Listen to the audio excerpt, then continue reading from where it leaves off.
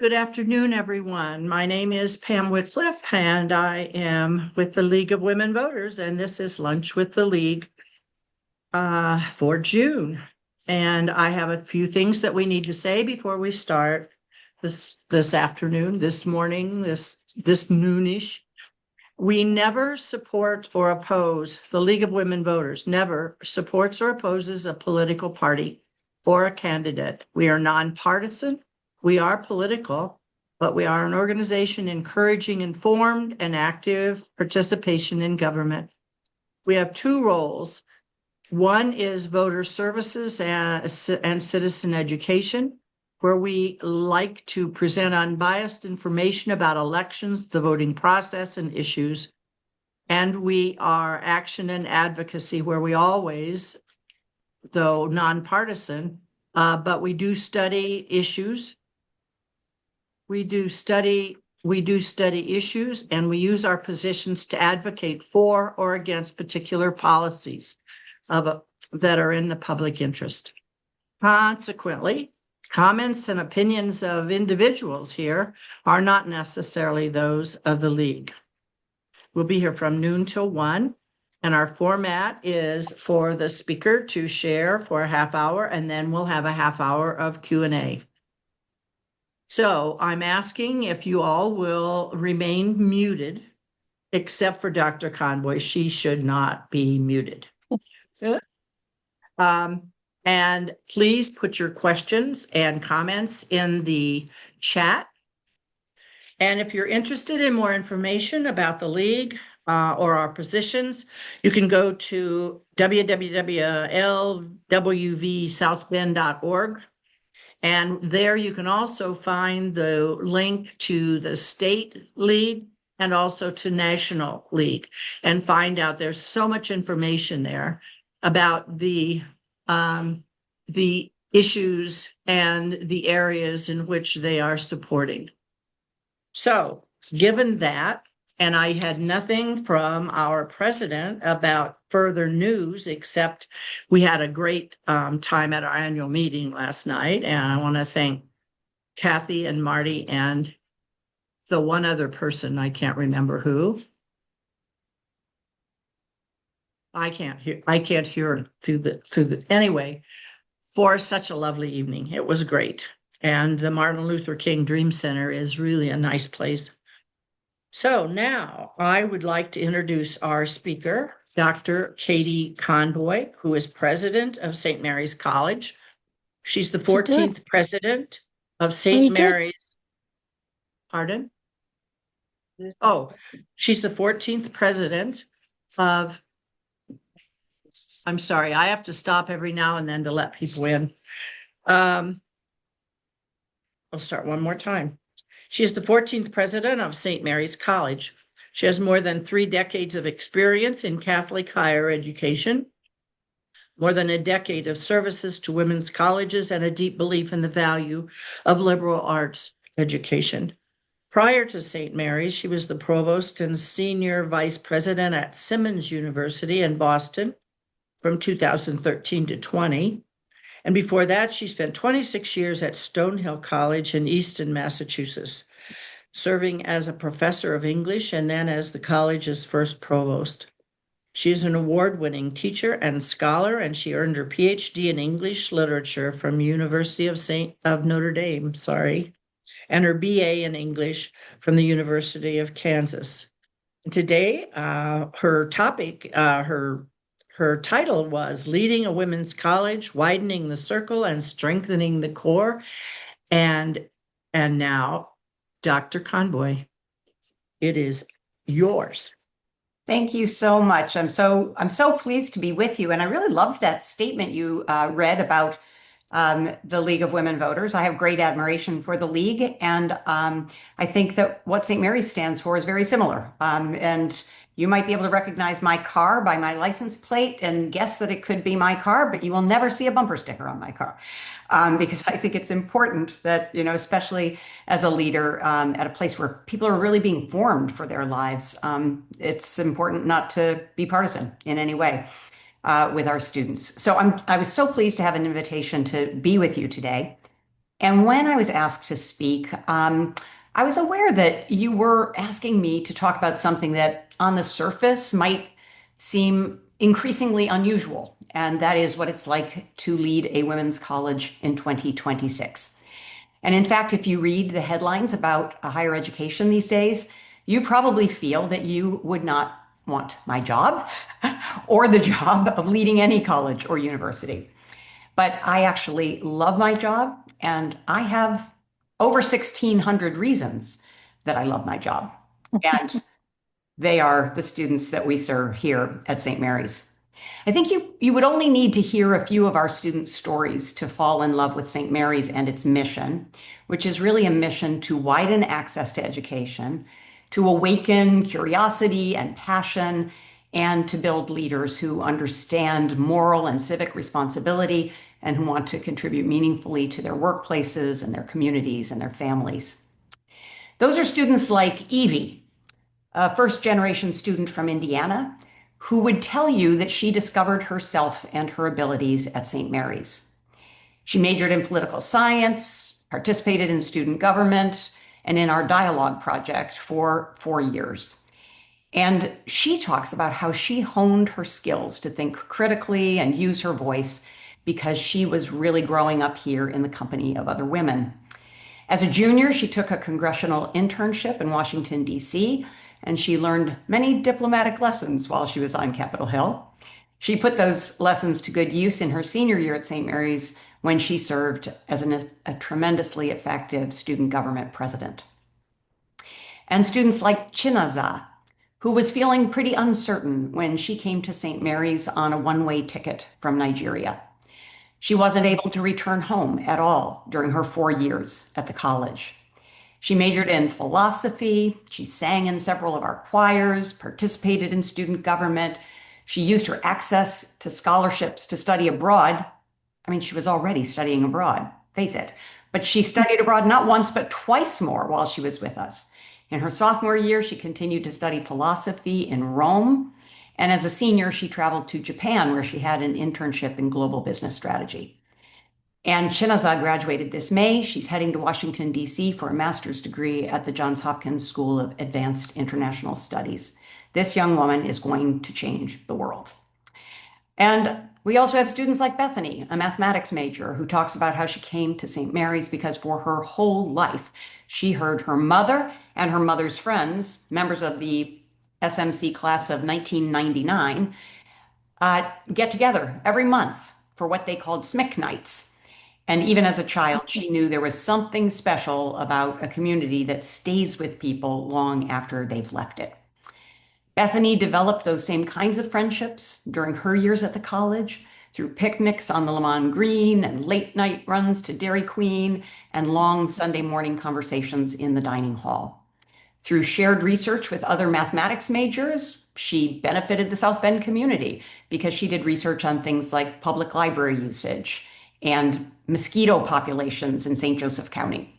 And as she prepares to head to Sacramento, California to become a teacher through Notre Dame's Alliance for Catholic Education, or the ACE program, as you may have heard of it, she knows that those friendships will endure even if her own crew is far-flung around the country or around the world. So when people ask me, and they often do, why do women's colleges still matter? I'm actually able to speak with real examples about a kind of empowerment that happens at women's colleges. These are places that may be far fewer in number than they were in the 1970s, when there were about 230 women's colleges in this country. Today, there are only 30. But those 30 still have a laser focus on preparing women for leadership and impact. These are places that build a kind of community and conversation that I believe the world needs more of. Places where competition is healthy and collaboration is everywhere. And people also point out to me that it's not an easy moment for higher education generally. Public confidence in the value of higher education is declining. The cost feels prohibitive for many families. Experts are describing what they call a demographic cliff, a declining population of college-age students in our country that is going to last for at least a decade. And people ask me, why is St. Mary's thriving in these hard times? So today I'm going to reflect with you, I think, on the question about the value of a women's college education and about why St. Mary's is in such good health through this phrase that I have been using pretty often these days in conversations about the future of St. Mary's. And what I'm saying is that we are widening the circle and strengthening the core. We're widening the circle of access and opportunity and ensuring that more women can afford to attend St. Mary's, and that once they attend St. Mary's, they can actually take advantage of every opportunity we offer. And we're strengthening the core by enhancing our students' experience of the curriculum and by more intentionally building their readiness for careers through a new 4-year approach to career readiness in a signature program that we call the Avenue Experience. And I'll talk a little bit more about that in just a few minutes. But those two ideas, widening the circle and strengthening the core, capture a lot of what I believe higher education, and especially women's colleges, need to do in this moment. So before I talk specifically about that, maybe I should say a little bit about the headwinds that we're facing today. The challenges that are facing higher education are real, and leading a college today requires confronting reality with a lot of honesty. Demographic changes are reshaping the enrollment landscape, particularly in the Midwest and the Northeast, where populations are shrinking. Competition for this shrinking number of students is intense. Families are asking harder questions about return on investment.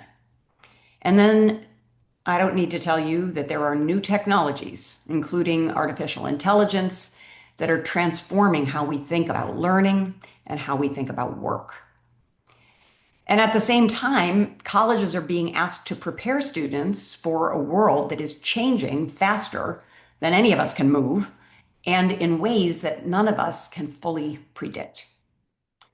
We're having to ask, what jobs will exist 10 years from now? What skills will matter most? How do we educate students not simply for their first job, but for lives of purpose and leadership, citizenship, and adaptability? And these aren't theoretical questions. They're questions that college presidents, institutional leaders, and faculty members wrestle with every day. And yet, in spite of these headwinds, I find myself deeply hopeful. And much of that hope comes from students like Evie and Chinaza and Bethany and so many more students whose stories remind me every day why institutions like St. Mary's continue to matter. When St. Mary's was founded in 1844 by the Sisters of the Holy Cross, women had very limited educational opportunities. And our founders believed in something that was very radical for their time, that women deserved rigorous intellectual formation, and that educating women would have a big social impact. It would transform families and communities and our broader society. And nearly 2 centuries later, a lot has changed. Women now earn the majority of bachelor's degrees in the United States. Opportunities that were once closed are now open. And yet I would argue that the work is not finished.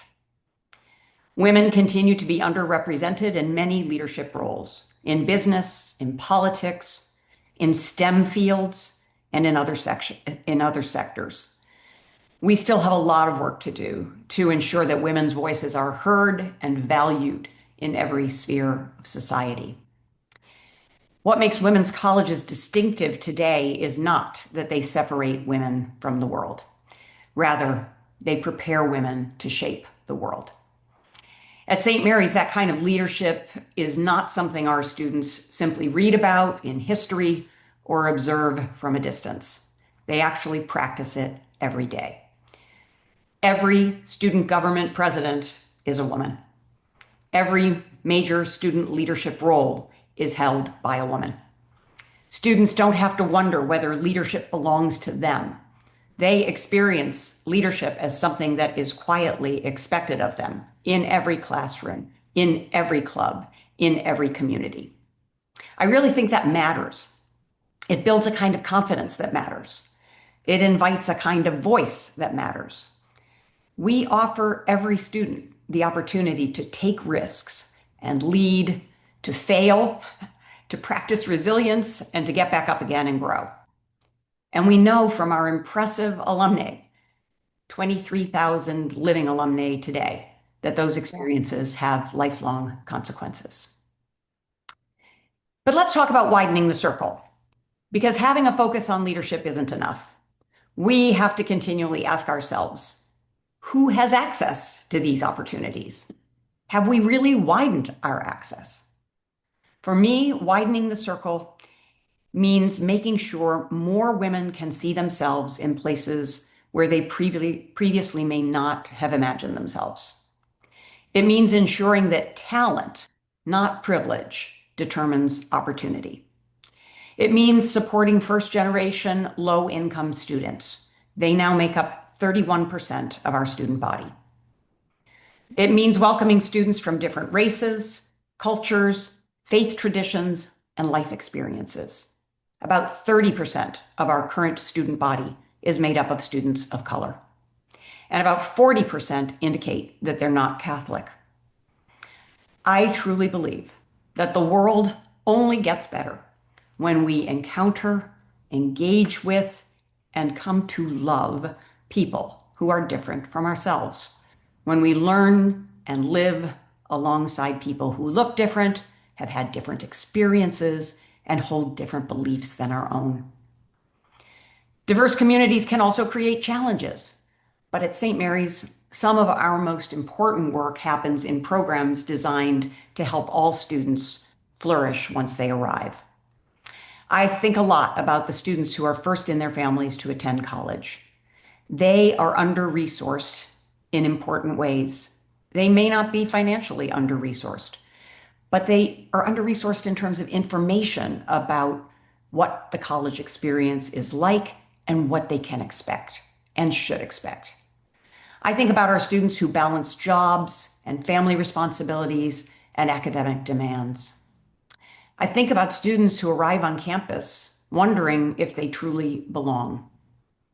And one of the most important things we can do as educators is help students move from saying, do I actually belong here? To saying confidently, this is my place. My voice matters.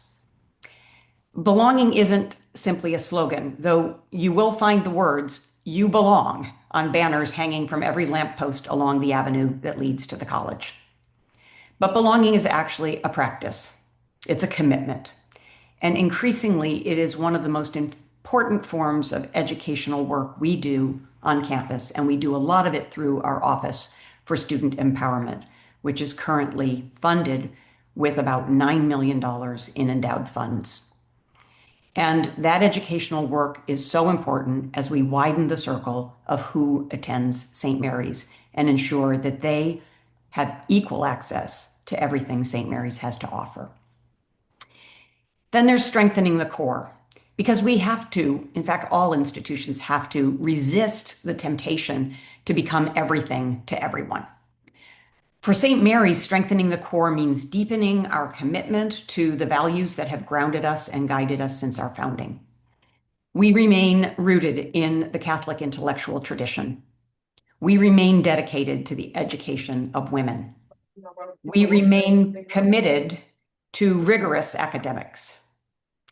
And we also remain committed to the integration of intellectual, personal, spiritual, and professional development. And in a new way, we're working hard to ensure that our graduates are prepared to live and work in a world that will be increasingly shaped by artificial intelligence. I think it's interesting that many young people today are searching actually for exactly the kind of foundation we offer. Our students arrive on campus asking questions that are not merely about the economic outcomes of their education. They're asking things like, what kind of person do I want to become? What gives life meaning? How can I contribute to the common good? What's my purpose? And these are questions that have always been central to Catholic higher education. Students are also not coming just looking for credentials. Many are looking for community, for meaning, and for direction. That search gives institutions like St. Mary's a unique opportunity to serve, and we are serving a growing number of students as we have a trend line that is bringing us the largest classes we've enrolled since our peak enrollment back in the 1980s. In fact, we have 510 deposits for our entering class this fall. And given what I said at the outset about all these challenges that are facing higher education, you might be wondering, why are you growing and what explains this recent momentum? And I think there really isn't a single answer, but I believe part of the answer is that we've become increasingly clear about who we are and what we have to offer. So I would say three things that I think are really important. I mentioned earlier that we created a new signature experience, and it touches every student and guides her on an individualized advising and mentoring path across her 4 years. This is building on strengths St. Mary's has always had. There are academic components to this experience and other requirements built in across all 4 years. And every student learns more about her own strengths, about how to use them. Every student grows skills in dialogue across difference. With a tremendously generous gift, we opened the Prekel Advising Career and Experience Center. We call it the PACE Center. It's a physical hub for the elements of the Avenue experience where students can explore their academic and career paths and choose from experiential learning opportunities like internships, externships, mentored research, study abroad, and more. Because these experiences extend students' academic work and prepare them in different but robust ways for their next steps. So that's the first thing. And then secondly, we've worked hard to tell our story in new, compelling 21st century ways. This has involved changing almost every channel of communication and creating beautiful and consistent marketing materials that speak to today's students, as well as to those who have longstanding relationships with the college. This means that new admission materials like view books and other print collateral, a refreshed website, lots of new forms of storytelling for our alumni and friends, and a wonderful new mentoring platform that connects alumni to each other and to our current students. Think of it as a kind of LinkedIn network, but just for St. Mary's. And then third, we've really strengthened partnerships. In particular, we've leaned into our nearly 2-century relationship with the University of Notre Dame. Students in the tri-campus have access to over 500 clubs and organizations that are hosted across the 3 campuses, and some exciting opportunities are available to our students that they would just never get at a small women's liberal arts college if that college didn't have a relationship of this sort. Things like the opportunity to cheer for big-time athletic teams, or participate in the Fighting Irish Marching Band, where almost 30% of the musicians are St. Mary's students. Academically, students can take courses on all 3 campuses, and St. Mary's has a longstanding dual degree program in engineering with the university. But recently, we've added 6 new direct entry pathways into graduate programs in Notre Dame's Mendoza College of Business. And these are programs that complement our own graduate programs in nursing, social work, speech-language pathology, and data science. And I'm especially pleased that those programs at Notre Dame are very interested in recruiting students with liberal arts backgrounds. They're not interested in students doubling down on business, studying business as undergraduates, and then studying business as graduate students. The accounting program is probably the one place where you can't really get to the accounting master's degree without studying accounting as an undergraduate. But all the other 5 programs are very focused on bringing in liberal arts students. And then most importantly, I think we've really remained focused on helping students connect their education to lives of purpose. And when I say that these messages are resonating with our audience, I actually have a lot of evidence. There's the evidence that more students are raising their hands for St. Mary's, where our total student enrollment has grown by about 300 students since 2021. There's evidence that we're the first choice for many of our applicants. both because we have a growing number of early decision applications.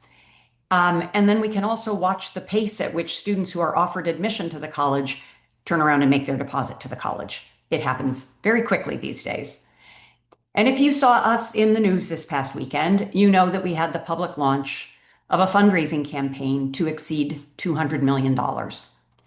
And indeed, we announced on Saturday night that we've already raised $180 million, exceeding our quiet internal working goal 18 months in advance of our timeline.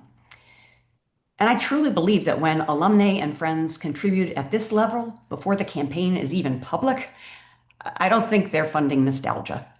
They're expressing a belief in the robust future of the college. And I'm just thrilled that we have alumni and friends who are loyal in these ways. So in conclusion, I guess I want to say that as I think about the future of St. Mary's, I return again to those two ideas that I started with: widening the circle and strengthening the core. Widening the circle means ensuring more women have access to this transformative educational opportunity at our college. And strengthening the core means remaining rooted in the mission, the values, and the strong academics that define us. I think the future will belong to institutions that understand their purpose and continue evolving and finding new ways to serve that purpose. Our Sisters of the Holy Cross have a phrase that they use. They say, read the signs of the times and respond. And I think St. Mary's does that particularly well, and I believe women's colleges do that particularly well. So as we approach our third century, I love saying that, St. Mary's continues to help women discover their voices, develop their gifts, and prepare for lives of leadership and service. And I know this work remains every bit as important today as it was when the Sisters of the Holy Cross first began it. Especially in a time when women's voices are often diminished, when women's rights are being debated, and when narrow ideas about leadership and power continue to shape public life. This is a time when our own students might start questioning whether their voices really will be heard. I feel a tremendous responsibility because the work we do at women's colleges is important to democracy.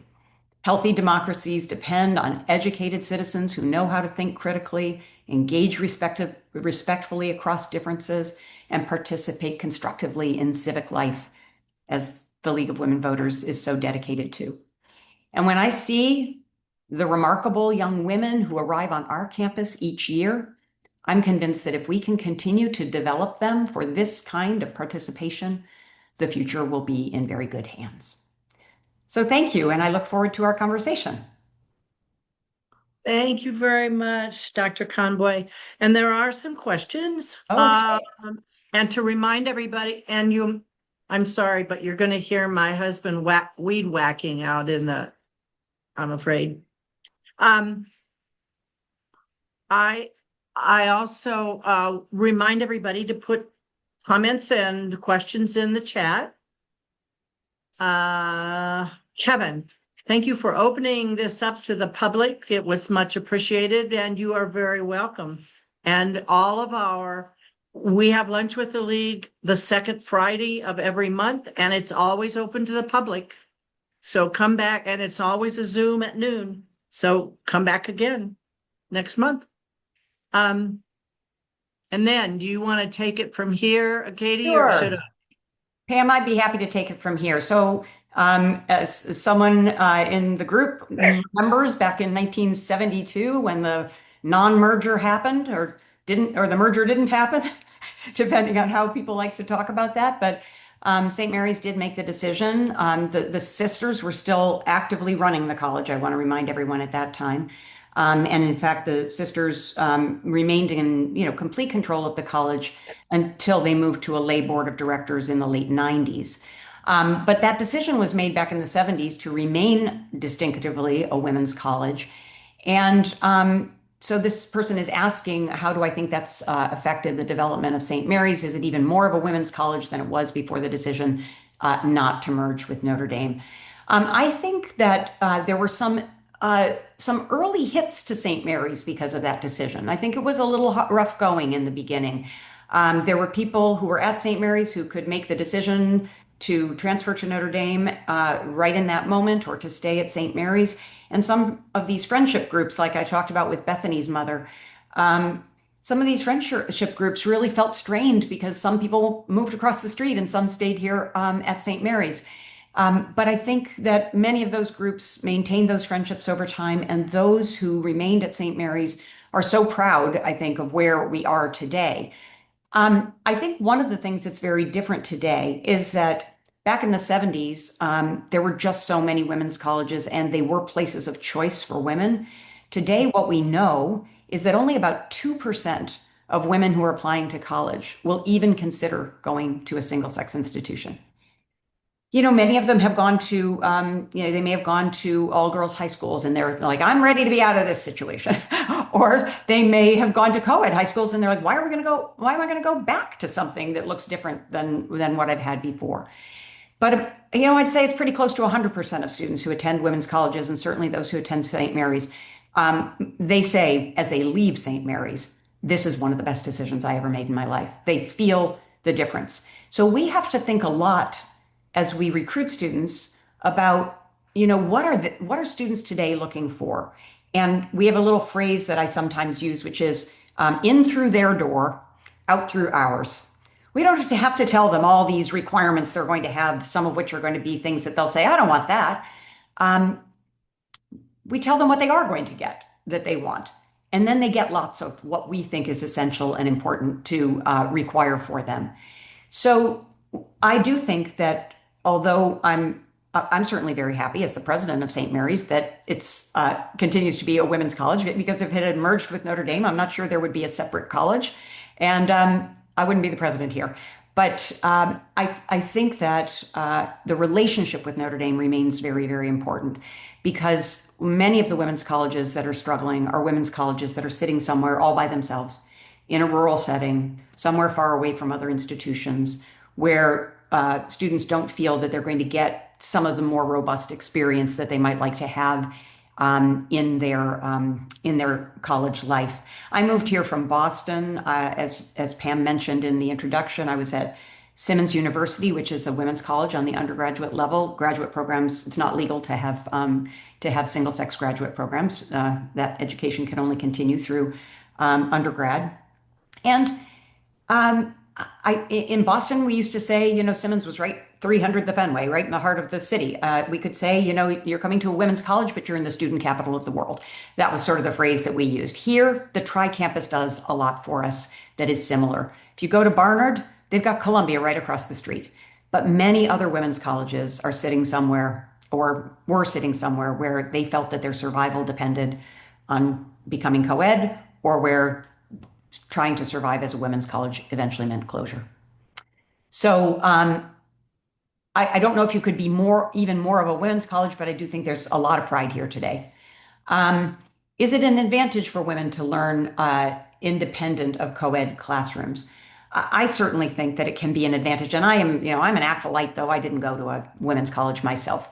I really believe that there's just a lot about being in spaces where the faculty have a particular interest in educating women, and therefore they kind of tailor their work to ensure that in some fields where women might be thrown into large classes or very competitive environments, they create the conditions for our students to succeed, and they're very interested in that success. And if students can't succeed, they're in that particular subject, they're interested in helping them discover where they could use their skills and talents. And I do think that there are just so few places in the world anymore where you can just live and breathe and think and be in the company of women.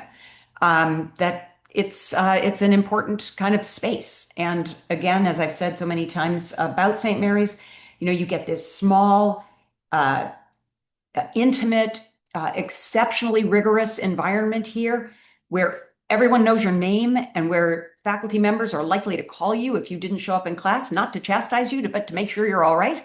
And you get as much of that big university experience as you want to avail yourself of. So I do think that it makes a difference, and our students certainly talk about that as they graduate. How have cuts to research funding, particularly in the sciences, affected St. Mary's? We actually got a big NSF grant not long after these cuts had started happening. So we were happy and it was about a collaboration with other Midwest women's colleges to set up research offices. So that's the NSF was funding that. We had an NEH grant that didn't receive its final payment, so that was unfortunate.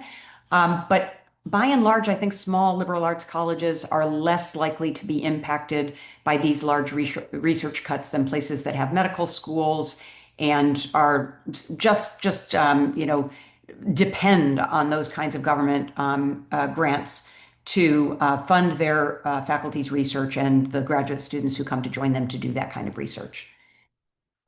St. Mary seems to encourage inclusivity, diversity, and equity. How do you state this in our current national atmosphere? Well, we have these women I've mentioned several times, named the Sisters of the Holy Cross.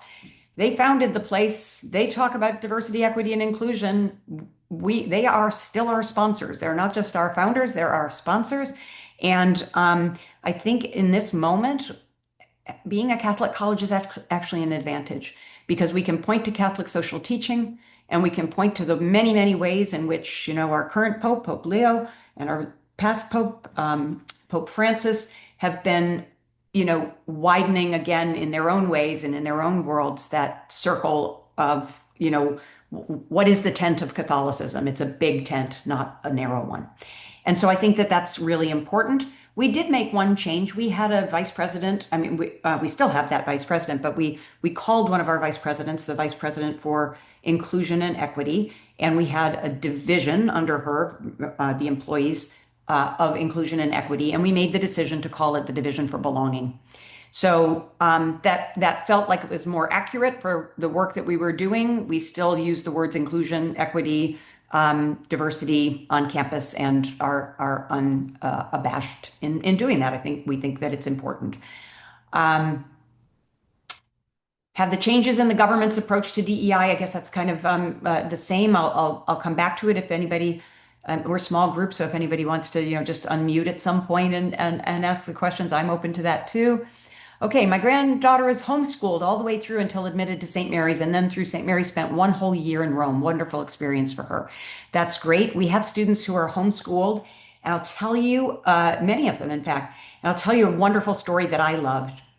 So I met with one of our representatives in Congress, Rudy Yakum, at one point, and Rudy said to me, I know the St. Mary's science labs really well. I thought, why? So I said to him, well, how do you know them so well? I wondered if he'd gone to a summer camp that was, open to, boys and girls.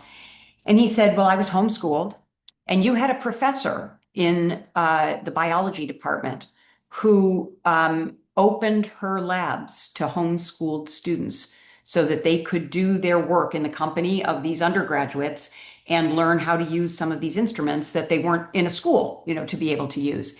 And that professor was Dr. Nancy Neckvissel. She became the provost of the college, and then back in 2018, I think it was, she became the interim president and was interim president for 2 years right before I came on board. So it was so great to hear that story because Nancy's just a fabulous person, but also just to think how thoughtful. And I just said to him, because, of course, we want our members of Congress to care about higher education and to believe in the work that we do. And I said, that sounds very St. Mary's to me. I think a lot of things like that happen at our college. So took advantage of that moment. Have you ever been a member of the League of Women Voters? You are invited. I would be very happy to become a member of the League of Women Voters. So maybe someone can just let me know, or I can look it up online and find out how to do it. Okay, Katie, that was Yes. me, Beth. Oh, hi, Beth. So I'm going to send you the link, and I love that you're open to it. Thank you. Sure. Thank you for asking. And then, Beth, I think this is you as well. Not a question, just an accolade. Leonard Sanchez is fabulous. Kudos for finding and supporting your excellent faculty. Leonard is one of a kind. He is really so great, and he is so invested and embedded in so many places in our community. I know he was heading the, oh, who did I go and speak to at one point a couple of years ago? The Rotary The Club. Rotary Club, yes. And I feel like everywhere I turn, he's on somebody's board and he's, serving in so many ways. So I think that that's a really wonderful thing. And then I see a question from Kevin. What do you think is the future of single-sex higher education in the US? Have we stabilized with the small number of women's and men's colleges, or will they continue to close or merge? I don't have a crystal ball on this. I don't think we're done with closures. I just think that some of our sister schools, I'll speak about the women's colleges first. I just think that some of them are very financially strained. And one declared financial exigency 2 years ago, but still seems to be making it. We have only 8 of those 30 that are Catholic women's colleges. So the number of Catholic women's colleges has declined very precipitously as well. We have 3 men's colleges in this country, one in our own state here, Wabash, one in Virginia, the Hampton-Sydney College, and then in Atlanta, the male college that's associated with Spelman. I'm reaching for it, but I just am not quite getting that. Morehouse. Thank you. So yes, so there are still opportunities. I know my friend Scott Feller, the president down at Wabash, is very proud of the work that they do and very committed and has been there for a long time. And they're a small place, but I think they've always been a pretty small place. And I'm not sure that they're focused on growing, but we really felt like this was a great time for us to do more of a push to, kind of make our campus bigger and more vibrant while we know that these numbers are dwindling for college-going students in the United States. But there are going to be winners and losers, and I wish there wouldn't be any losers because I'd really like them not. I'd like to see nobody have to be a loser in all of this, but I definitely feel that it's my responsibility to make sure St. Mary's is a winner. So I've done a lot of work on that. I think that's it on the questions that are written. I'll keep my. Yes, and does anyone have a further question? We've got 15 more minutes if anyone has something that they would like to say. Besides, thank you very much. We will say that over and over. Beth. Pam and Katie, I do have one other question, since we have time. Sure. I know, and a lot of the people in this crowd know Letty, and that she was asked to speak at a very special group of assembled graduates or who were about to go through commencement. Can you just speak to that part of your student population? Yeah, sure. So we have a couple of celebrations, and again, this is another place where we've decided we're not doing anything illegal, and we are going to continue to have these celebrations. Everyone is invited. Anyone who wants to raise their hand and say, I am a multicultural student, whether that means to them that they are, half Irish and half Italian, or it means that they're, a person of color. We will, give them the cord and we'll walk them across the stage at that celebration. So those are open to all. So that's one, which is our multicultural student celebration. And then we have an LGBTQ celebration, which we call the Lavender Celebration. And these are common on campuses, though a number of places have moved away from having them in the current political context. But Letty did a beautiful job of being the keynote speaker at the Lavender commencement. And our students certainly loved everything she had to say. She is so impressive. And I feel very proud of those students because it's, you come into a community and you want to be able to bring your whole self into a community. And there's some kinds of difference that are visible and some kinds of difference that are invisible. And sometimes people who have those invisible differences feel almost that there's a little secret push to just stay quiet about that. So we have an LGBTQ plus center on our campus. We opened it as part of my inauguration week back in 2021. I came in 2020, but it was COVID. So it was 17 months before I was inaugurated. And we were right back in masks again that week. So we could have done it at the beginning, I suppose. But we were all a little bit terrified of being in big spaces with a lot of people. And as part of that week, we had some celebrations throughout the week, kind of one a day with some ribbon cuttings and things. And one of our ribbon cuttings was for the LGBTQ plus center. And it was initially just a space, which was what the community had asked for, a space where people could gather, LGBTQ students, their allies, and that was very important.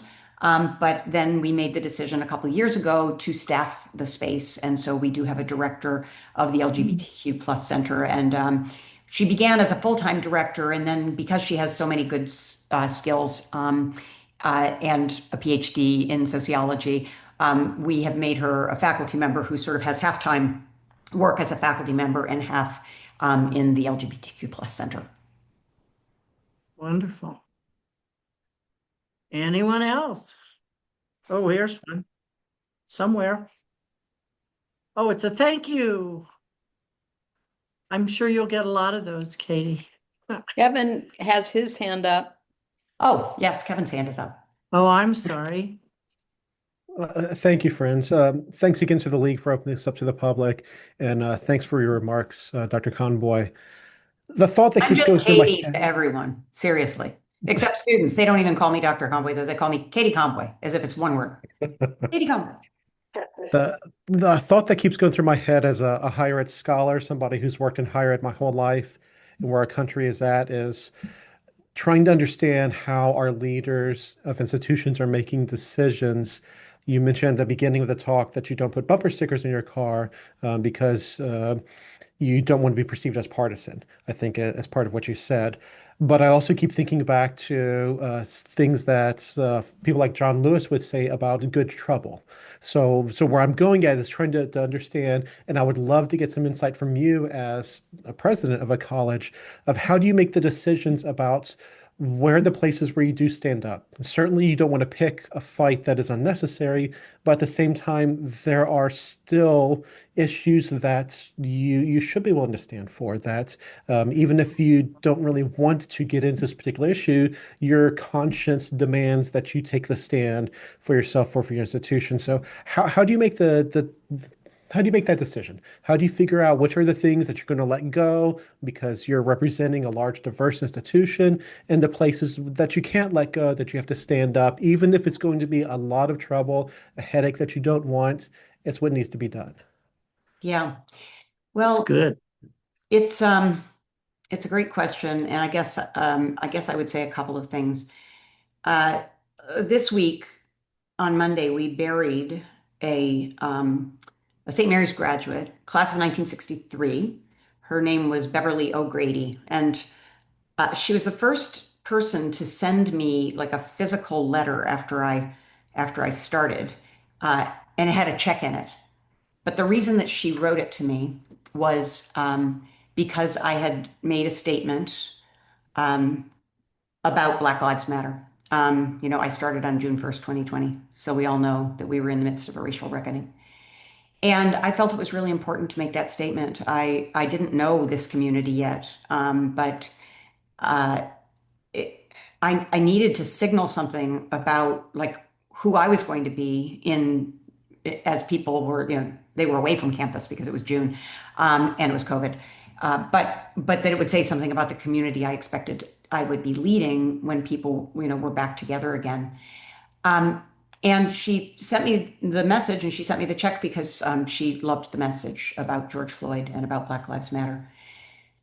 I learned later, I was curious about her because my husband's last name is O'Grady. So I was like, this is interesting. First person who writes to me, her name is Beverly O'Grady. And I learned that she was a Southerner, that she grew up in the Deep South, in a segregated South, and she had converted to Catholicism. And, she was of an age, right, where having her raise her hand first was surprising to me. I believe I would still write that letter today, but I did begin to ask myself over time, what are the things that I would be willing to make a statement out of my role, not as Katie Conboy, but as Katie Conboy, president of St. Mary's College, about, given that I will always miss something important. And I could be making statements all day about things that I care about. I mean, I have a daughter who's a journalist in Ukraine. I could say things about Ukraine till the cows come home, and nobody needs to hear the president of St. Mary's opinion about these things. So that's where I'm trying to focus my own thinking about when I raise my hand, when I speak out, and how I do it, because I want to be sure that I'm not harming the college or doing something that just like I've got an itch to say something and therefore it needs to be said. What I have tried to do in many cases, rather than make statements, is to look at our community and say, what are our students going to need in this moment? And how can we meet that need? What are our faculty and staff going to need in this moment? And how can we meet that need on campus? And to create opportunities for people to come together on campus, to speak about issues, to hear different perspectives on the issues, and to make sure that we don't neglect to engage with the world outside our gates. I think that that's really important. So I'm not being as much of a statement maker as I might have thought. Given that I started in the way that I did, I might have thought I was going to have to make some statements along the way. I've been pretty selective in the ones that I've made. And sometimes they haven't been statements. Sometimes they've been actions on our campus that have sought to do something right and just. And if you've been around for a few years, you know that I stepped out with a policy decision a few years ago to include trans students on our campus. We already have trans students on our campus, but we don't have students who were sex assigned at birth male and identify as women. And we had never said anything about who was welcome to apply to St. Mary's. It felt to me and to many others like that was a gospel-inspired decision. We had a lot of blowback and really a difficult time because our bishop had a very different way of looking at it. And we ultimately had to walk that back while still trying to support our LGBTQ population. And that was hard. So I have a few scars too. I think over time, there are people, I still get letters from people who are mad that we have an LGBTQ plus center on campus, who complain because I use words like grace in a secular way, that I use words like magic about the kind of thing that happens in the St. Mary's community. This isn't the place that I remember attending. I mean, people just have their different perspectives, and I write a monthly letter to the entire St. Mary's community, and I go out on a lot of limbs in those letters. They're all on the web. So, you can go to the president's website, Communications from the President. You can go back to my first week in 2020, and you'll find one every month and some in between, and some trying to repair some situations that people objected to. But I use that vehicle as well. Katie, a lot of colleges and universities have been targeted by the administration, and it comes down to money a lot of times for those universities. And do you ever foresee a problem for St. Mary's to stand up for something? This, I guess, goes a little bit with Kevin's, to stand up for something in the face of perhaps an attack or, a loss of funding for the university or for the college. Well, I guess that's what I'm meaning when I'm saying I'm trying to be judicious about things, not just because of the administration. I started that practice before we had an administrative change. I really asked myself early on, how am I going to make a statement about this war and this war and complex, you know, uh, geopolitical situations are not out there, demanding a statement from St. Mary's College. So I try to sort of stay out of some of those kinds of things. But I mean, I think we're in an interesting situation at St. Mary's because what we stand for, just the very thing we stand for, women, Okay. women, is under some Attack. attack, and yeah, so I try to just go forward with the affirmative way that we can talk about who we are, what we do, and why it matters. And if there are people who don't think it matters, if there are people who don't think women should serve in the military and don't think women, should have a vote because we should have a family vote, and don't, I mean, my mind is blown by some of these things, but things that we would have thought of as fringe, and I'm not saying it's this administration. I'm just saying these movements have been alive and underground for a long time, and now they're kind of being authorized, I guess, in some way. Right. There are a few more things in the chat that you will probably want to look at. I don't know that they might be comments. That's thank you so much. And I think I've answered Transgender, you did these talk things, about and that. I think and thank you to Beth for her comments. If you didn't see this, it was a really fun weekend. I mentioned that we announced our campaign goal and had a really fabulous evening. And I had told everyone, it was reunion weekend too, on Saturday, this past weekend. And we had told everyone there would be a big surprise at the end of the evening. Those who were at the dinner knew what the surprise was by the end of dinner because we showed them a video.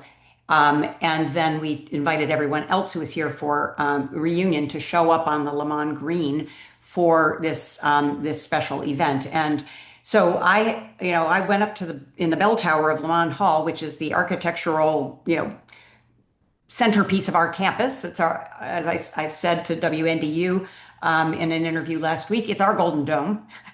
And I went up there my first year at commencement. They do tower tours for seniors.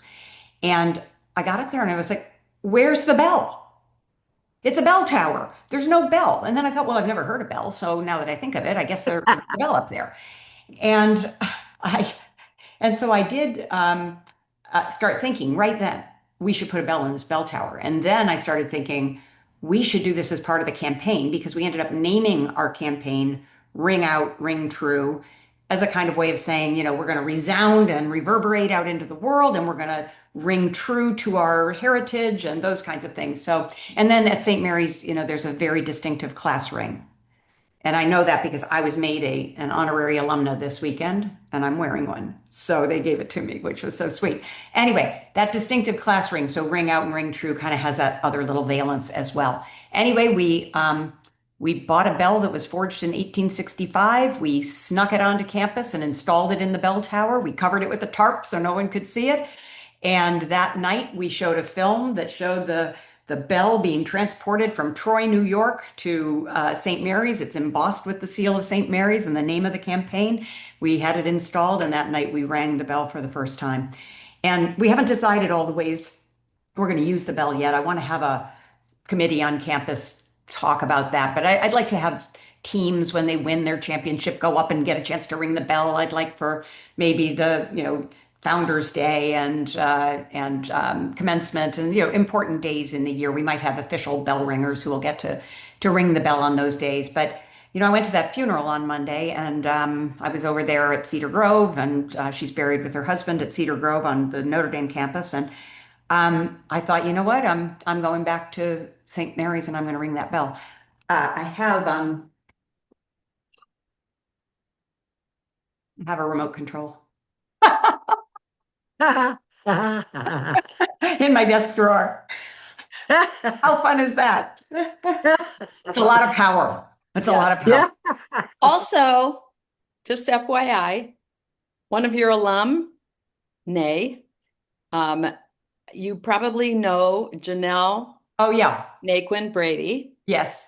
and I sang from the loft, The Bells of St. Mary's. Wow. So it goes back all the way. And Yeah. so you feel like, oh my gosh, this president who's not from here came here, saw this, saw the need, and had the vision. Kudos. Well, thanks. Yeah, it really struck me. You know, our students are called the Bells, and the Bells of St. Mary's is the unofficial alma mater of the college, and it says "proudly ring out while we sing out." You know, and yeah, so it's pretty special. I'm still on a bit of a high, and it's Friday, and that I'm not sure if it lasts just a week or how long I get to feel really good about this, but yeah, it was a lot of fun. So I know I've Hey, taken you Conboy. right to 102. Thank you. Yeah, right there you go. Right when we started. Thank you so very much for your time and for your sharing and for all the things we learned. Oh, thank you. We Thank have you for inviting appreciated me. having you here. Thank you. Thank you for inviting me. I really enjoyed it, and Beth is going to send me some information so I can join. Okay. All And right. thank you everyone else for being here. Okay. Next month, on the second Friday, we will have Reigns of Hope, Reigns of, I Life, can't remember. What? reigns of life. Life. Yes, they will be our guest. Thank you very much all and have a good afternoon. Thank you. Katie, I Bye. already sent the text. Okay, great, Beth. Thanks so much. Take care. Bye.